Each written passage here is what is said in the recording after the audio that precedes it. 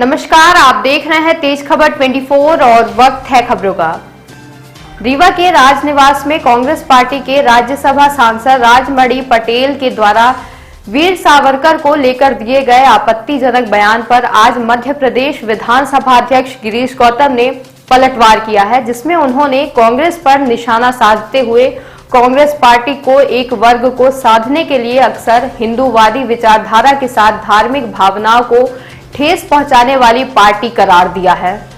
इसके साथ ही उन्होंने राहुल गांधी की भारत जोड़ो यात्रा को लेकर कहा है कि कश्मीर से कन्याकुमारी तक भारत वैसे भी जुड़ा हुआ है।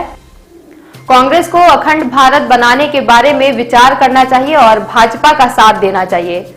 वहीं उन्होंने महात्मा गांधी को बीजेपी का बताते हुए कहा कि कांग्रेस नकली गांधी को लेकर बढ़ रही है। दरअसल बुरहानपुर से शुरू होने वाली राहुल गांधी की भारत जोड़ो यात्रा में रीवा से कांग्रेसी शामिल होने जा रहे हैं, जिसकी जानकारी देने को लेकर बीते कल कांग्रेस पार्टी के राज्यसभा सांसद राजमणि पटेल ने पत्रकार वार्ता आयोजित की थी। इस दौरान भारत जोड़ो यात्रा की खूबियां बताते हुए उन्होंने वीर सावरकर को लेकर कांग्रेस सांसद राजमणि पटेल ने वीर सावरकर को अंग्रेजों का चापलूस बताया था, जिसके बाद उनकी इस बयानबाजी पर सियासत गर्मा गई और अब मध्य प्रदेश विधानसभा के अध्यक्ष गिरीश गौतम ने कांग्रेस सांसद राजमणि पटेल के बयान पर पलटवार किया है तथा विधानसभा अध्यक्ष गिरीश गौतम ने राजमणि पटेल के बयान पर पलटवार करते हुए कहा कि कांग्रेसी अक्सर हिंदूवादी विचारधारा के साथ धार्मिक भावनाओं को ठेस पहुंचाने का कार्य करते हैं। इस देश में कुछ दल या कुछ राजनीतिक दल के नेता इस तरह के हैं जो बार बार हमारे जो स्वतंत्रता संग्राम सेनानी हैं या हमारे जो इस तरह के शहीद हैं उनका अपमान करना, हिंदू धर्म का अपमान करना, लगातार क्वेश्चन मार्क करना, दूसरे जो धर्म हैं उनके बारे में एक शब्द उनके मुंह से जिह्वा से नहीं निकलती।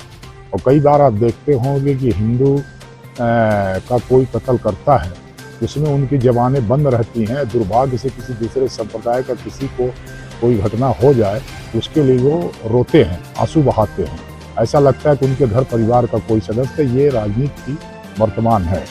जहाँ तक है वीर सावरकर को उन्होंने कहा है तो कम से कम उनको एक बात और देखना चाहिए। महात्मा गांधी ने जो पत्र लिखा था अंग्रेज अधिकारी को, उसमें भी जो शब्द नीचे जो उनने अपने को लिखा है तो उस भाषा का इस्तेमाल तो गांधी जी के बारे में सवाल करेंगे, जरा उनसे पूछिएगा कि गांधी जी को उस पत्र के बारे में उनका क्या कहना है जो देवेंद्र फडणवीस जी ने उसको ट्विटर में डाला है।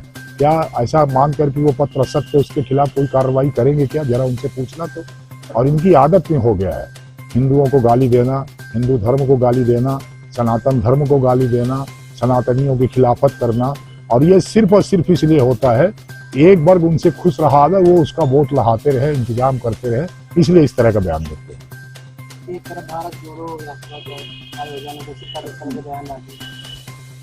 अब वो भारत जोड़ो क्या है मैं जानता नहीं। भारत तो ऑलरेडी जुड़ा हुआ, भारत खंडित कहाँ है? कोई पाकिस्तान भारत जोड़ना होता तो समझ में आता कि पुराने भारत को एक करना है। बांग्लादेश, हमारे अफगानिस्तान हमारा बांग्लादेश हो, पाकिस्तान हो, बर्मा हो, लंका हो, 19वीं सदी के भारत को जोड़ने के बाद भारत तो जुड़ा हुआ है। कन्याकुमारी से लेकर के जम्मू कश्मीर तक एक है, हम स्वतः नारा लगाते हैं। हमारे पूर्वांचल से लेकर के पश्चिमांचल तक एक है हम। पूरा भारत अखंड है। अखंडता जिसको जोड़ने की बात करनी चाहिए उनको नहीं कहते। पीओके हिंदुस्तान के अंदर आना चाहिए, इस सवाल को क्यों नहीं उठाते? वो क्यों नहीं कहते, क्यों नहीं सरकार का साथ देते कि पीओके को वापस लाओ, हम साथ में रहेंगे? तो पीओके पाकिस्तान में रहा है, बाकी भारत जोड़े करते रहे। इस भारत जोड़ने से कुछ नहीं होता है। जम्मू कश्मीर में 370 धारा 35 हटाए जाने पर रोने वाले भारत जोड़ो की बात न करें तो ज्यादा बेहतर है।